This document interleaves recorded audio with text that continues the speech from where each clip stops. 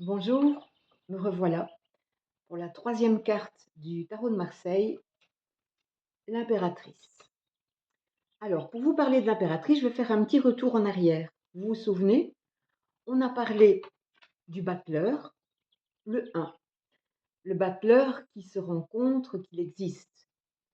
Le 1, c'est je suis, mais je suis tout seul. Ensuite, apparaît la papesse, le 2. Et donc, à ce moment-là, de la rencontre du 1 et du 2, le battleur se dit: «Ah mais je ne suis pas tout seul, il existe quelque chose qui n'est pas comme moi, qui est différent de moi». C'est le principe féminin.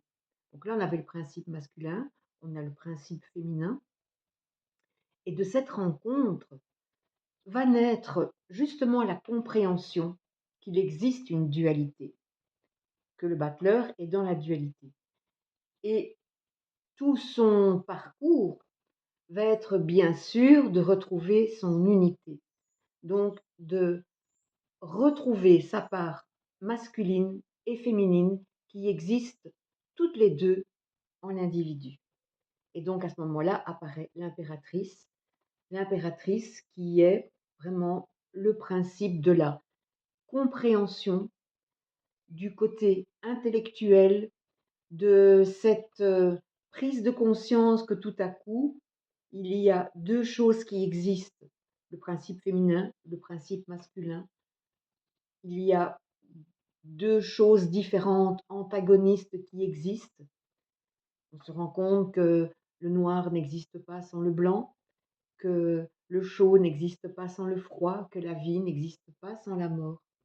Et donc tout ça, l'impératrice, c'est la compréhension intellectuelle de ce qui existe, la compréhension intellectuelle de la réalité.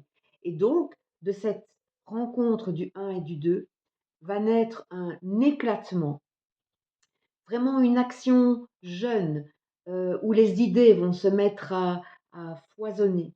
Ça va être le calcul, ça va être la compréhension, ça va être la créativité. Le 3, c'est vraiment un éclatement créatif. Euh, Plein de choses qui vont se passer dans la tête, bien sûr. L'impératrice est souvent associée à quelque chose d'intellectuel. Et c'est aussi de cette rencontre du 1 et du 2, du battleur et de la papesse, que va naître les Écritures saintes, d'abord, dans un premier temps, et puis bien sûr, toutes les autres Écritures.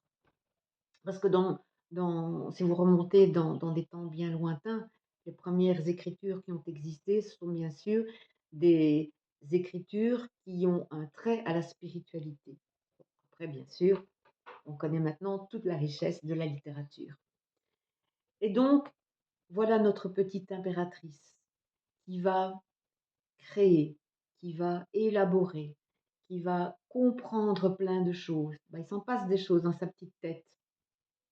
Et bien sûr, après, pour pouvoir concrétiser tout ça, elle va devoir faire appel à l'empereur. On y reparlera dans une autre vidéo.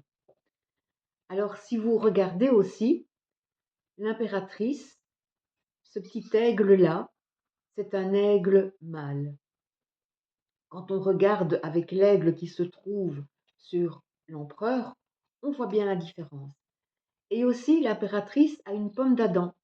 Ça veut dire qu'en elle existe cette part de masculinité qui est toute en nous, mais qui doit encore germer, qui doit encore euh, prendre naissance à la compréhension. Et donc voilà ce que représente cette impératrice. Donc dans un tirage, comment je vais l'interpréter? Et bien sûr comme quelque chose de créatif, comme une action jeune, parce qu'en fait, tout part un petit peu dans tous les sens. C'est une personne aussi qui va donner naissance à des projets.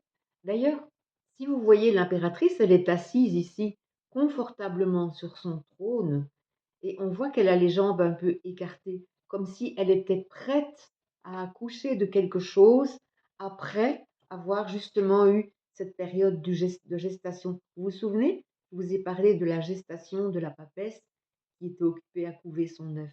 Et bien là, on sent qu'elle est dans une position prête à accoucher, prête à donner naissance à quelque chose. Donc il y a encore un peu de chemin pour bien sûr donner naissance à ce quelque chose. Et ça, c'est l'empereur qui va l'aider à donner vie à ses projets.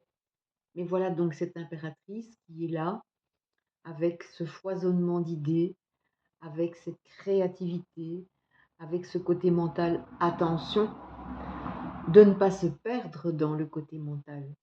Dans toute carte, il y a besoin d'avancer. Donc on ne peut jamais stagner dans une position. Si la papesse restait constamment assise sur son trône en réflexion, ça n'avancerait pas. De même ici, l'impératrice, il y a un temps pour l'élaboration, et puis il faut quitter ce moment et pour pouvoir avancer, pour pouvoir évoluer. Donc, être tout le temps dans cette impératrice, c'est être constamment dans le mental, constamment dans quelque chose qui va vous bouffer l'existence quelque part.